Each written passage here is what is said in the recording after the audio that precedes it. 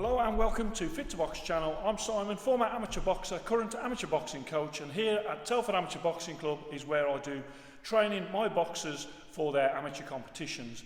With me today I've got Joss of JOSSFIT, and he is an ex-pro. He's a current British Boxing Board of Control cutman, hand wrapper.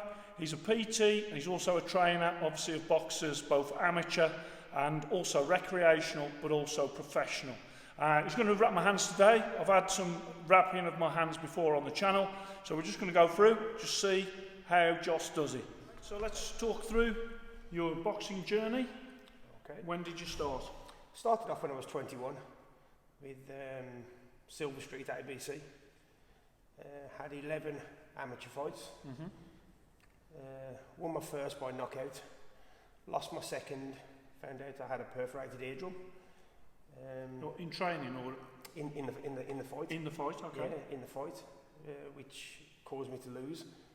I got a bit disorientated from a shot. Went back to my corner thinking it was the end of the round, not realising it was actually the ringing from the perforation. Okay, yeah. So that was the only loss on my record. After that, I had 9 straight knockouts. Okay. So it's pretty impressive in the amateurs. Pretty impressive, yeah. Especially with the amateur gloves on. That's it. So I always struggle getting opponents. My opponents were always a touch heavier, which is the same when I turned pro.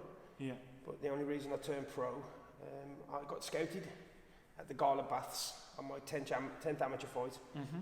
When I boxed the guy named Richard Smith from Wednesbury. Yeah. He was meant to be the next big thing for the ABAs. And one thing and another, and I stopped him in the second round. Okay. Trained the hardest I've ever trained. Yeah. Because I knew just how good he was. Great technical boxer. Yeah.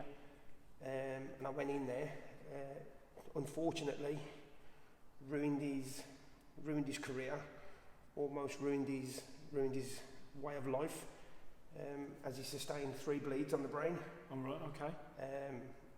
That night kind of scared me, but I got scouted by Mike Shinfield and Jason Shinfield from Derby, who I turned pro with.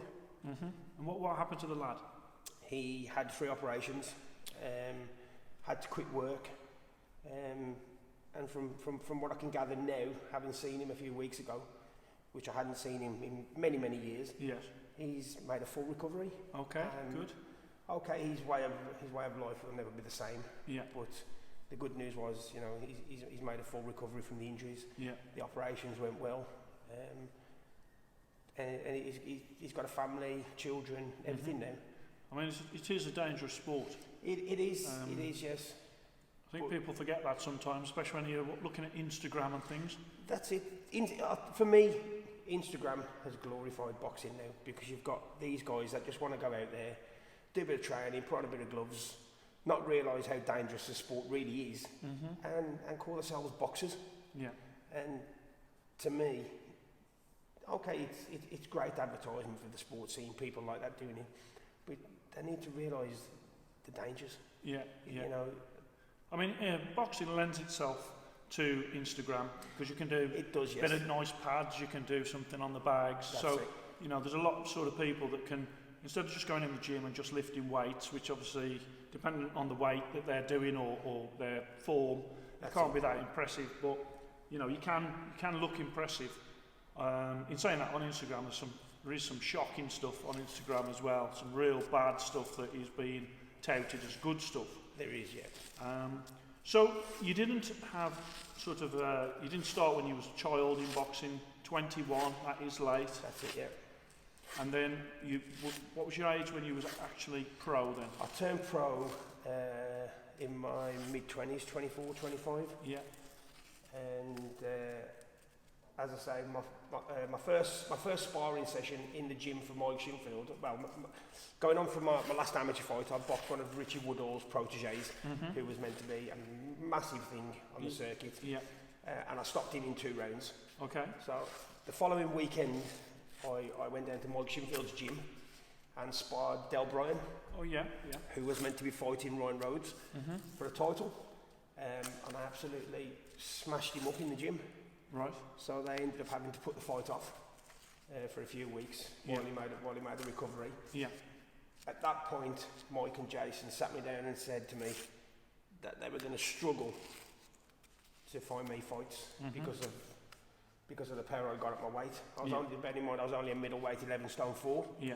They thought I could make more of myself at light middle, but I refused because I didn't think I'd be able to carry the weight well.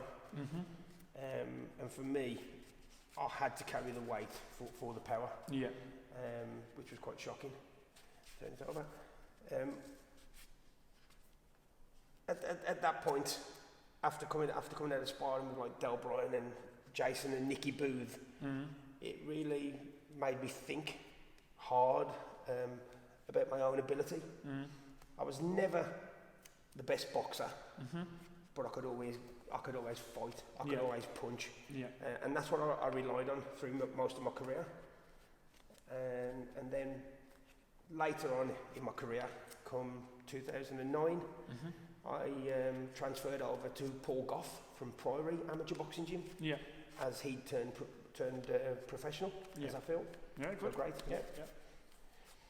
And from there, he was working with Ryan Aston, who was a fantastic southpaw. And because I'd gone there as a switch hitting stylist, Paul worked wonders with my boxing ability. Yeah. I'd never knocked anybody out in sparring. At that point, Paul got me knocking everybody out in sparring. Okay.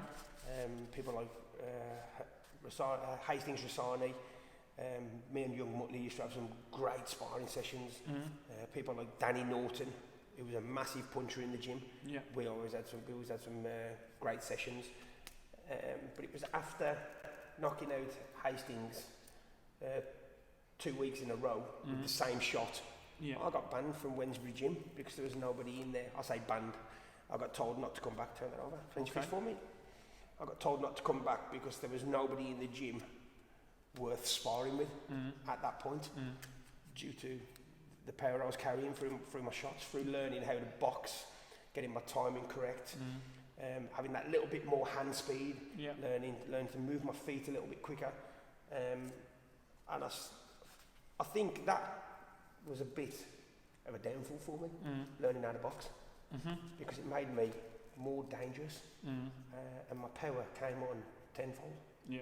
You know, and I'd just got my professional boxing licence back. Turn that over for me, French fist. I'd just got my professional boxing licence back after having a number of years out due to losing to Paul Smith on the undercard of Ricky Hatton at the MEN Arena in 2004. Yeah. After that, it was kind of my make or break, because Paul Smith went on to feature in, turn it over for me, feature in Contender. Yes, yeah, with Sylvester Stallone. Yeah. And it always played on my mind, that could have been me. And I knew I'd got Paul Smith hurt. And recently I've seen a documentary of Paul Smith with Tristan Davis going on about the actual point in the fight where I actually gave him concussion, and he didn't remember winning until the 5th round of Ricky Hatton's fight. All right, okay. He had a bad concussion. Yeah. So for me, listening and hearing that kind of...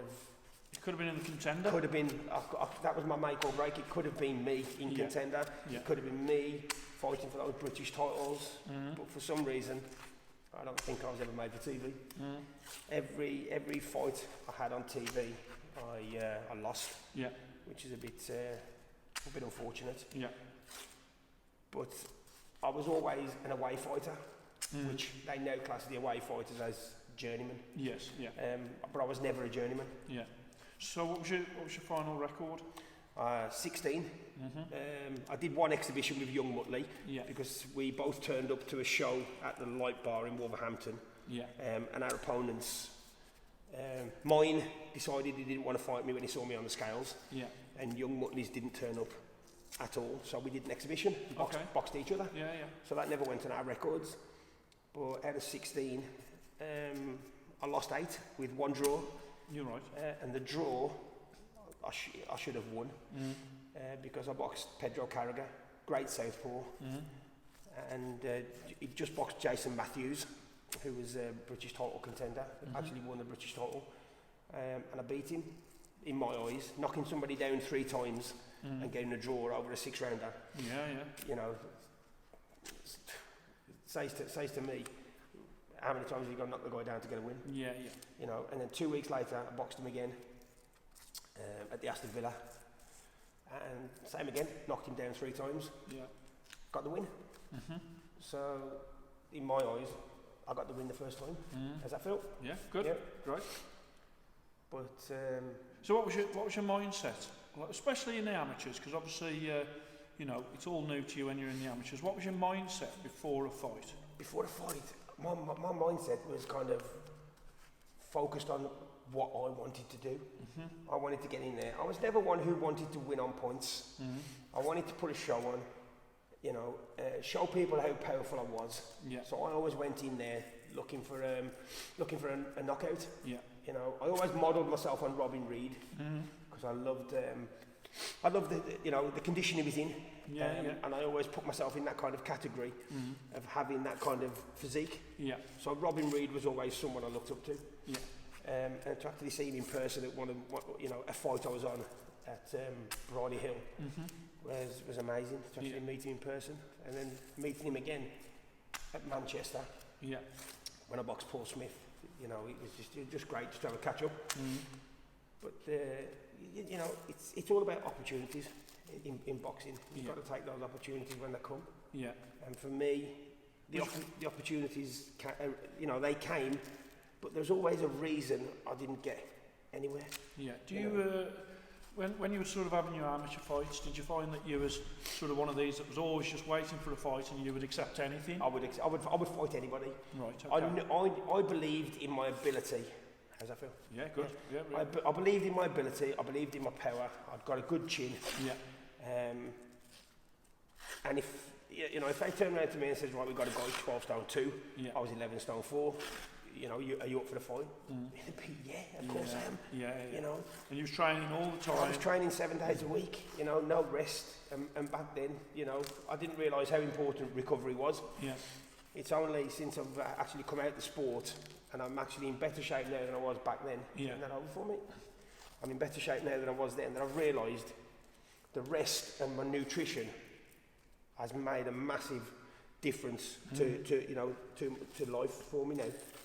I mean, there's a lot more about that now, though, isn't there? A lot more known about it. There is, yes. Same as everybody frowned upon weight training back in that day. But now, since Ricky Hatton and Kerry Kay's partnered up, we realised just how important strength and conditioning was. Clench your fist for me. Clench your fist. How's that feel? Great. Yeah. Feel great? Yeah, fantastic. Yeah. There. And so, obviously, you're doing this at pro shows now, up and down the country. That's right, yeah. I'm working out of Rich Against Gym, RG BoxFit, over in Bilston. And you haven't been there long, have you? 4 weeks. 4 weeks. So I'm still kind of new to the gym, getting used to all the lads. The lads are getting used to me. And so you're working with some good prospects as well. Some top lads, Danny Ball, Conor Walker, Jose Stewart, who's out this weekend. Josh Stokes, one of the biggest punching light heavyweights I've met. And there's a few other lads coming through. So I'm looking forward to this little journey. Well, what's your Instagram? JOSSFIT _boxing_fitness. Okay, so I'll put some links in the description as well. Check out Joss and what he's doing, because you know, I've seen since I've been following him on Instagram, he's getting into lots of different things in terms of boxing and different courses. That's it, yeah. He went on a Cutman course as well. That's correct, yeah, Johnny Pegg's Cutman course. Hopefully this July I'm going to be jumping on the England squad course and doing my amateur coaching. Brilliant. And then moving forward through the amateurs as well. Hopefully, so watch this space, and then hopefully be seeing you on the telly. Fingers crossed. In corners doing obviously the cuts, but also in them dressing rooms doing the hand wraps as well. And training the fighters. Thank you very much for that. No worries. Cheers. Thank you. I hope you enjoyed that. Please like and subscribe to Fit to Box channel, and I shall speak to you soon.